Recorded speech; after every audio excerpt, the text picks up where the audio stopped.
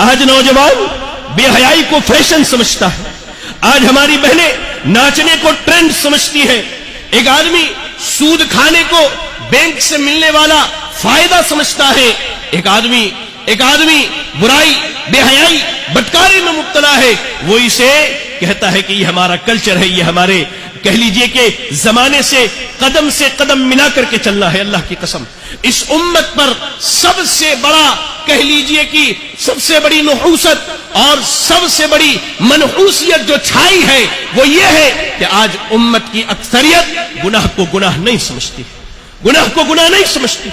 کیا ہم میں کا کوئی ایسا ہے جو کہہ سکتا ہے کہ اس نے شرک کے بارے میں نہ سنا ہو، اس نے سود کی حرمت کے بارے میں نہ سنا ہو، اس نے بے حیائی کے بارے میں نہ سنا ہو، اس نے شراب نوشی کے بارے میں نہ سنا ہو، اس نے نشے کے متعلق نہ سنا ہو؟ لیکن ہمارے گناہ، ہمارے دلوں کی حالت ایسی ہو گئی ہے کہ ہم پورے سال سنتے رہتے ہیں. اللہ کی قسم ہم عمل کرنے والے کان سے نہیں سنتے. ہم عمل کرنے والے کان سے نہیں سنتے.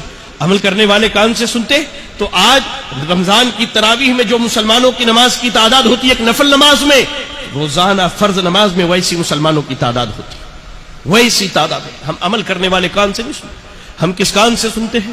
ہم مزے والے کان سے سنتے ہیں. نہیں فلاں صاحب بہت اچھا بولتے ہیں، ان کی باتیں بڑی لچھے دار ہوتی ہیں، فلاں کی بات بڑی لچکدار ہوتی ہے. نہیں، عمل کرنے والے کان سے سنو، عمل کرنے والے کان سے سنو، ورنہ یقین جانو یہ زندگی ایسے ہی رہ جائے گی. یہ زندگی ایسے ہی اللہ کی نافرمانیوں میں گزرے گی. یہ زندگی ایسے ہی بلا توبہ کے گزرے گی. یہ زندگی ایسے ہی گزرتی چلی جائے گی اور اس کا انجام اللہ نہ کرے، اللہ معاف کرے کہ کہیں جہنم تک نہ پہنچا کر کے لے جائے ہمیں اور آپ. میرے بھائیوں میں یہ پوچھنا چاہتا ہوں کہ انسان کے گناہ اگر رمضان میں معاف نہ ہوں گے تو اس کے گناہ کب معاف ہوں گے؟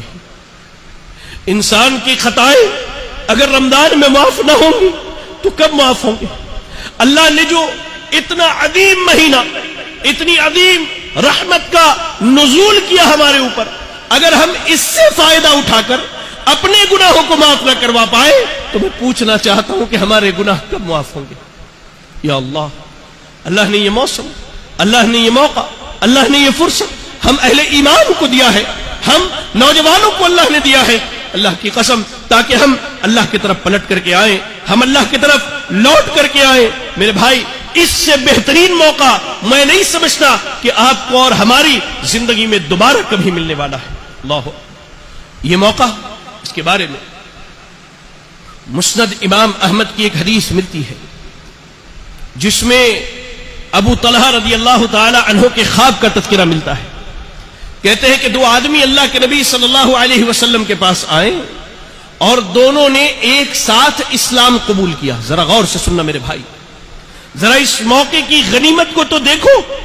کہا دونوں نے ایک ساتھ اسلام قبول کیا. اسلام قبول کرنے کے کچھ دن کے بعد ان میں کا ایک آدمی میدان جہاد میں شہید ہو گیا اور دوسرا 1 سال تک زندہ رہا. اللہ، ابو طلحہ رضی اللہ تعالیٰ عنہ خواب کیا دیکھتے ہیں؟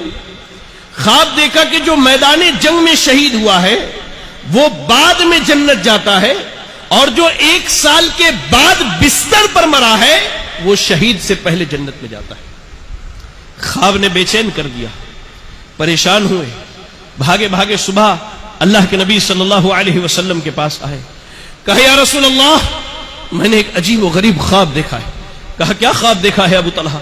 کہا میں نے خواب دیکھا وہ جو 2 آدمی ایمان لائے تھے ان میں سے ایک میدان جنگ میں شہید ہوا اور دوسرا 1 سال کے بعد بستر پر مرا تھا. میں نے خواب دیکھا کہ 1 سال کے بعد بستر پر مرنے والا شہید ہونے والے سے پہلے جنت کے اندر جاتا ہے. یا رب، شہید سے پہلے جنت میں عام آدمی، حیرت کی بات ہے.